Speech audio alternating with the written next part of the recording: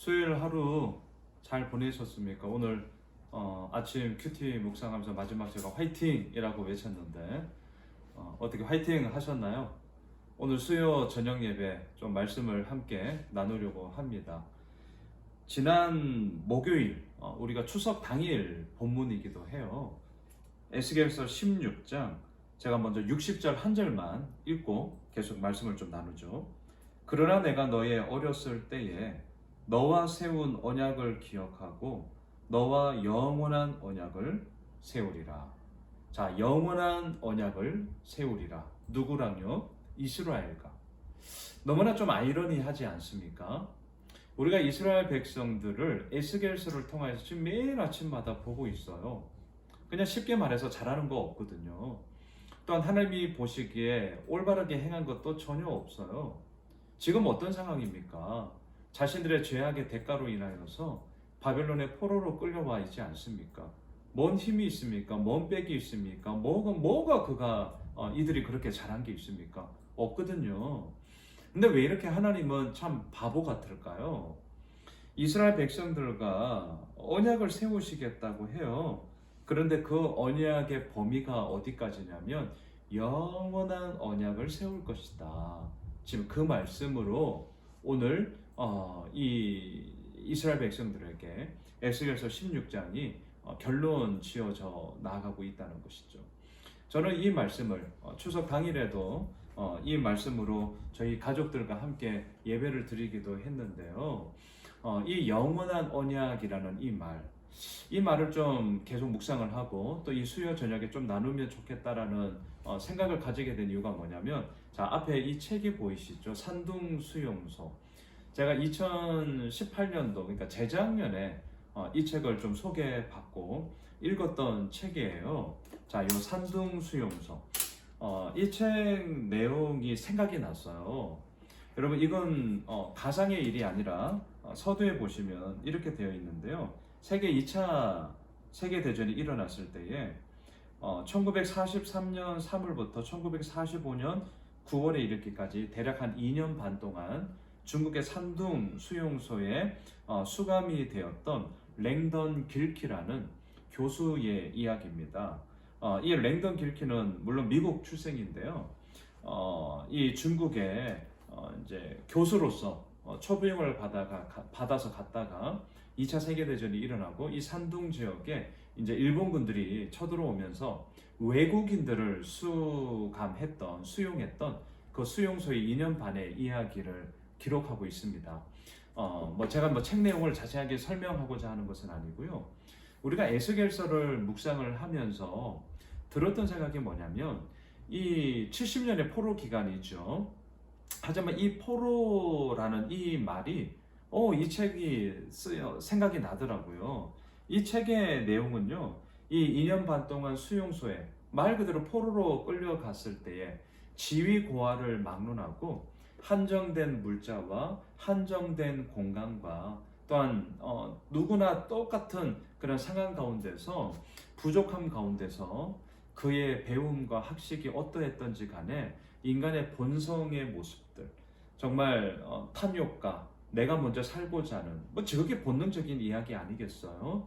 이러한 이야기들, 이러한 수용소 안에서 벌어지는 일들을 맛보면서 그가 깨달았던 것을 이야기하는데요. 제가 이 책의 결론 부분을 좀 읽어드리고 싶었어요. 왜냐하면 하나님의 마음이 영원한 언약을 이스라엘 백성들, 포로인 이스라엘 백성들과 맺겠다라고 하시는데, 과연 그 영원함이라는 것들이 어떻게 이루어져 나아갈 수 있을까라는 이 고민 속에서 하나의 좀 힌트를 찾게 되었습니다. 제가 이 책의 내용을 마지막 부분을 좀 한번, 이게 결말인데요.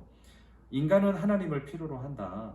왜냐하면 인간의 불안정하고 불확실한 삶은 하나님의 능력과 그분의 영원한 목적 안에서만 궁극적인 의미를 발견할 수 있기 때문이다.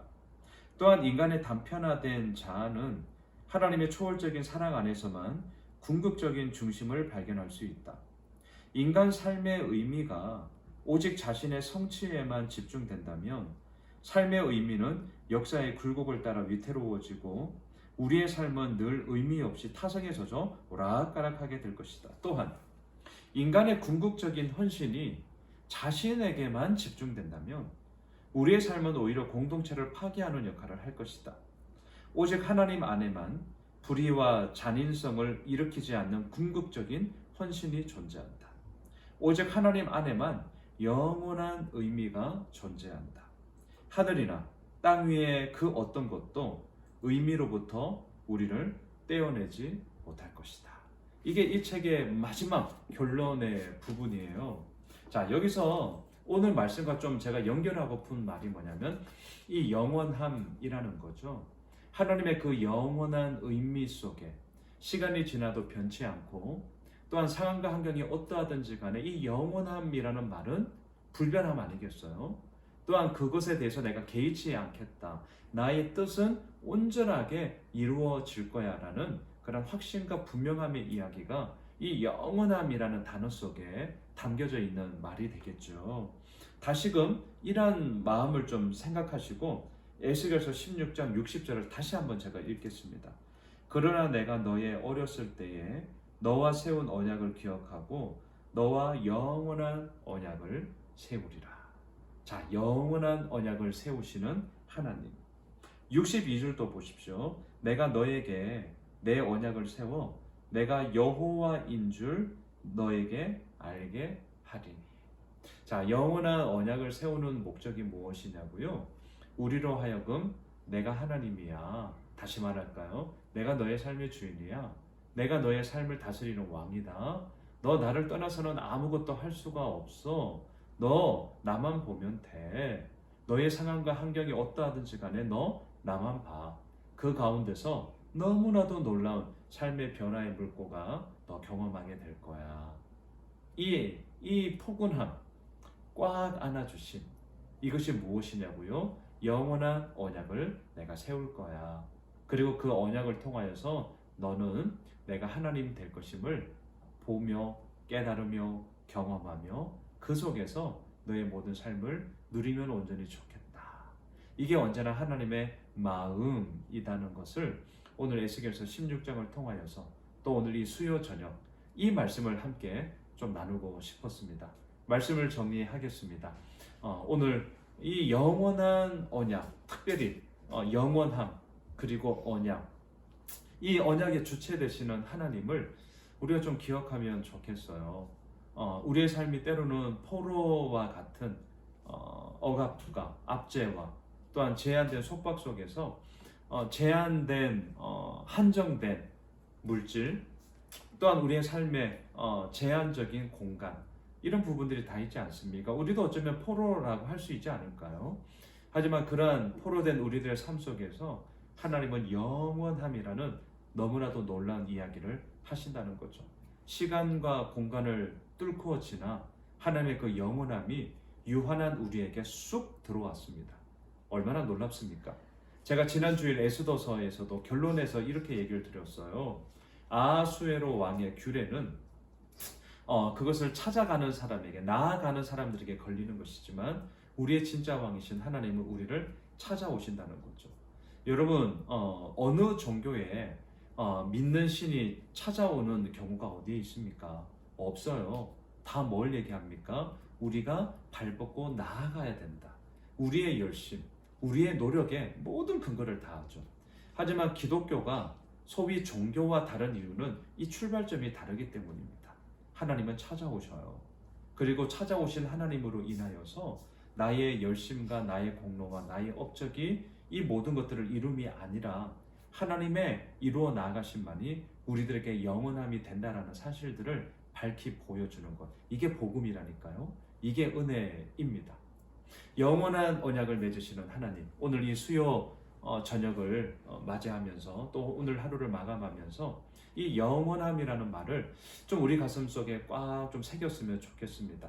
많이 힘들고 어려울 때 우리가 딛고 일어날 수 있는 힘이 어디에 있을까요? 물론 다 잘 되었으면 좋겠습니다.